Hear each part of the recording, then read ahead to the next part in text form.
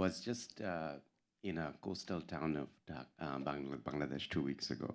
And I met this farmer over there who basically was telling me that my son, his son basically, has never seen a paddy field, who's like 4 years old. And this is in an area where he grew up, the farmer grew up, and he could get lost in a paddy field, rice field. So this is within a generation, within 25 years, this has changed, right? And essentially, this is the sort of the slow onset changes that we are seeing. It's not visible, it's not in your face, but people are moving. People are moving because they are losing their livelihood. There's basic services like waters and others are very, very difficult to have. Women have to travel miles to just to get some basic potable drinking water. So, we have heard about Libya, we have heard about Pakistan. One of the things that was very interesting in last year's COP was that the tagline of Pakistan stall, what happened in Pakistan will not stay in Pakistan. And again, what happens in Bangladesh and others is not going to stay in Bangladesh. So what we do over there, what sort of solutions we come up with there, I think is going to be guiding the rest of the world as well. Now, the question becomes, you asked the question about solution, and we have heard from His Excellency about adaptation being quite vague. Now, one of the things we are trying to unpack and demystify is that what really is meant by adaptation. And essentially, when we look at adaptation, it's not, often people think that it's going to be like a really brand spanking new shiny solutions that needs to come into play. It's not. It is really at the end of the day about poverty. People living in the margins suffers the most on these kinds of things, any kind of crisis, right? So we look at it in three ways, essentially. One, first, that basic critical services are needed. So water should be available. Food security should be available. Basic health support should be needed. Second thing is about losing of livelihood. That's where we need to create alternative livelihoods for these kinds of farmers who are going to have to completely change their behavior patterns. And that requires a lot of focus on climate adaptive agriculture, sustainable agriculture that we talked about.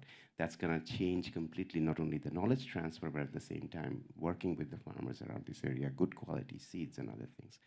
And the third one is where you need to bring in the best of science, is around risk mitigation. How do you kind of bring in the best of data to forecast better so that it actually people in the community can plan better? Now, having said that, people will still move, people will still lose their lands, and that brings into the fourth pillar, that how do you create cities which actually are kind of more sustainable and also more adaptive to climate migrants. So essentially, I think what are the solutions you asked? I mean, these are, again, not, we have some ground examples and not very expensive solutions. And we need to really look at these as investments rather than grants. I mean, for example, it costs only $350 to provide safe drinking water to a household in Bangladesh by doing rainwater harvesting. Just about 8,000 is needed to have a climate resilient house that can work as a mini shelter during cyclones. And it costs about $126,000 to run a climate adaptation clinic that can work with 3,500 farmers to kind of work with them. Now, these solutions are not only cost effective, but they are low risk and offer huge returns. For every dollar invested in climate adaptation, investors could see about $2 to $10 net economic benefit. And if I just leave out the opportunity cost and other things, that's going to be even greater.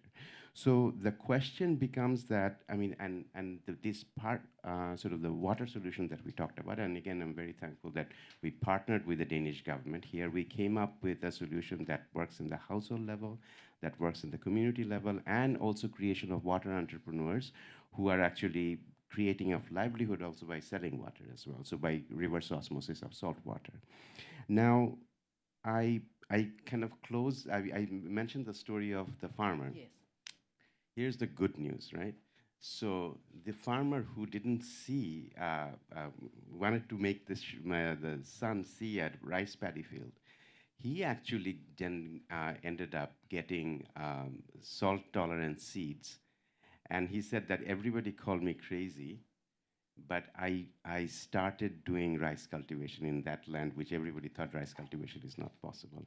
And so when I visited his paddy field, it was lush green, and he managed to make that happen. So this is the thing. I think the solutions are happening on the local level. They are there.